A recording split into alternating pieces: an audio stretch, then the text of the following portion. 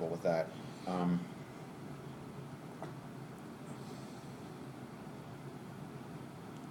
What we can look at in terms of the language aspect is this is essentially the same ideal as the kind of evocation that we would do in the Goetia of like sigil magic and stuff like that. You have an idea, which is in itself a form of communication that you can actually like access through like a goetic sigil, for example.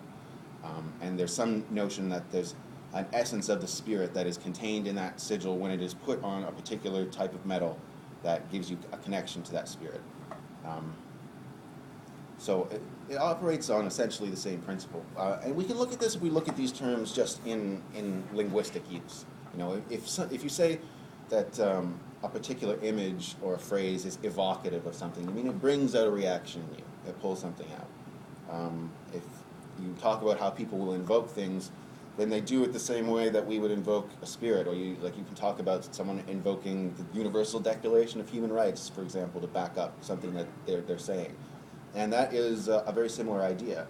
And I personally think it's entirely possible that these kind of things have that kind of awareness in their own sense. Like, it's a very animistic idea, but when a document or a symbol or an image is surrounded by that much of people's attention, I believe that gives it a certain kind of power. And there's an interesting, I hesitate to even bring this guy up because he's pretty much renowned as a fraud. That would be Carlos Castaneda. I don't know if anyone's familiar with his work. He worked in the 60s. He had like about 2 good books and 10 batshit crazy books. And he was essentially an academic fraud because he claimed his first book was supposed to be I can't remember if it was a master's thesis or a doctoral thesis, but it was about his time spent with a Yaqui Indian who taught him his mystical practices or whatever, which were later found out to A, have nothing to do with Yaqui Indians, and B, probably be completely spurious and invented as a literary device himself. That having been said, one of the most valuable things that he talks about is the concept of attention in this respect, and how you have to be very careful about where you put your attention, and that does have a power in and of itself. I mean, just in the most sort of simple way possible, I think that we can see, you know, if you have your attention on negative things, then, you know, you tend to go into a negative mindset. If you have your attention on positive things, you tend to go into a positive mindset. And this is why Crowley is so anti-thought, which is interesting because he's like the big guy who's always like, you know, we have to use logic and reason, but his whole goal of teaching people logic and reason is to ultimately transcend those ideas and to not engage with them that way, because he is technically anti-rational, even though he does emphasize that we should all be learning about science and math and stuff like that.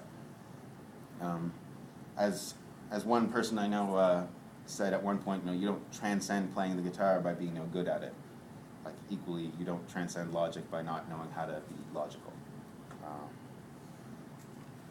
So that's a big deal. I mean, one of the things Crowley really focuses on when he talks about this is just the whole fact that, what's the example he uses? I think at one point he says, you know, you're not conscious of your stomach unless you're hungry or in pain.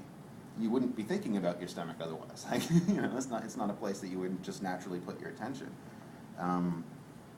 Because thought, as Crowley kind of emphasizes this a lot in the Book of Lies, thought is literally dis-ease. Something is picking at you, so it calls up your attention and you're focused on it, you're thinking about it. This is kind of the opposite way that we want to go with invocation, or evocation for that matter, but that's a little bit more something else. Because we want to actively put our attention in a place that will, you know, help us out with something else. And really, attention is not as active as we think it is. It's very reactive. It's very responsive. But the whole point in Thelema is to focus on our wills and, you know, what we're doing to fulfill our wills. And will is always active, never reactive.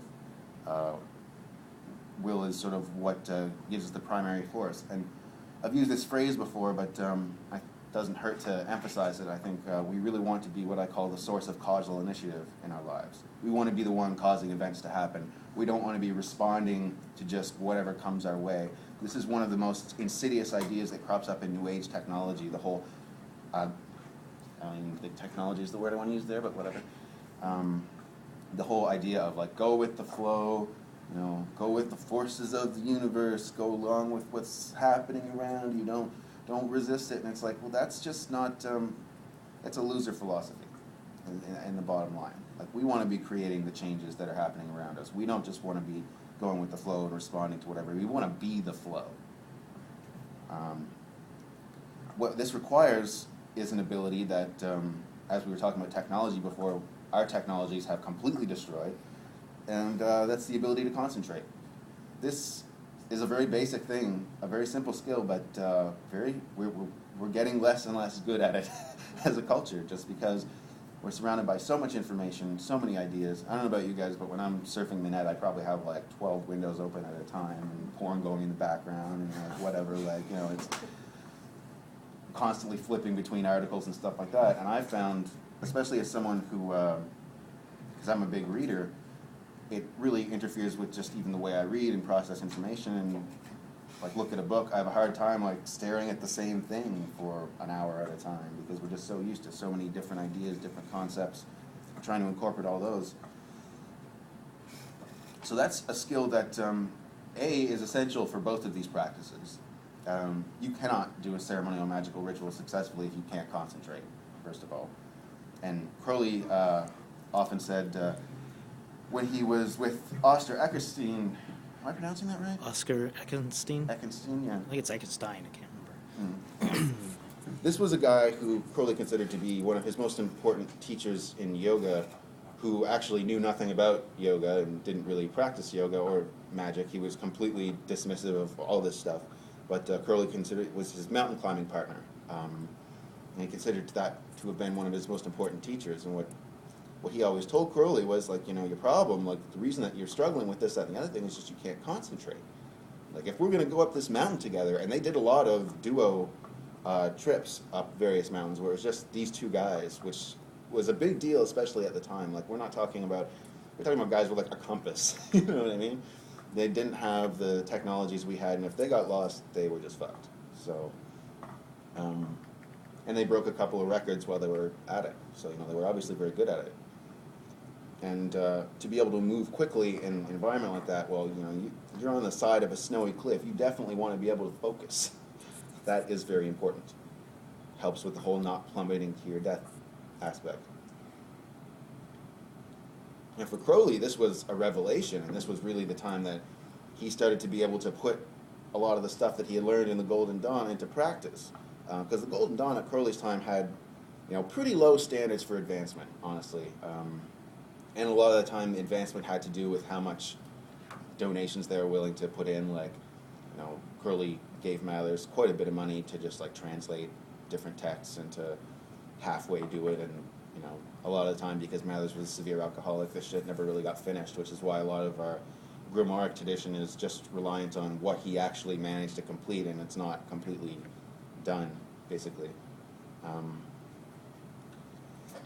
So that was not a good environment for that kind of training and that kind of teaching, and particularly, like, that's why Crowley later on, when he sort of reformulated the Golden Dawn system into the AA system, he incorporated a lot of yoga that he had learned in modern-day Sri Lanka, just because he saw that as essentially what was missing.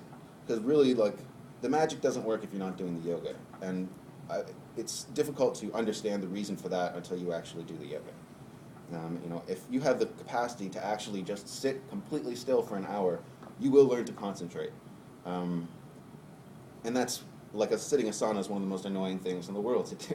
But at the same time, it's very rewarding after a short period of time.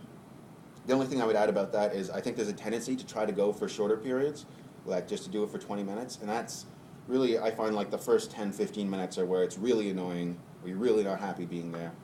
Whereas when you hit about the half-hour mark, you get comfortable and you can settle into it. So it's important, I think, to actually, like, go the full hour, even if you find yourself fidgeting every 5 minutes and you're racking up breaks like crazy and it's just obnoxious and annoying, but it's still worth doing. And I think people also tend to see this as a lengthy thing to sit still for an hour, which is difficult when you think of how much time we very quickly piss away on wasting on the internet and stuff like that. Like, we all have the time to do this. There's no one who can't spare an hour out of the day. That's definitely the case.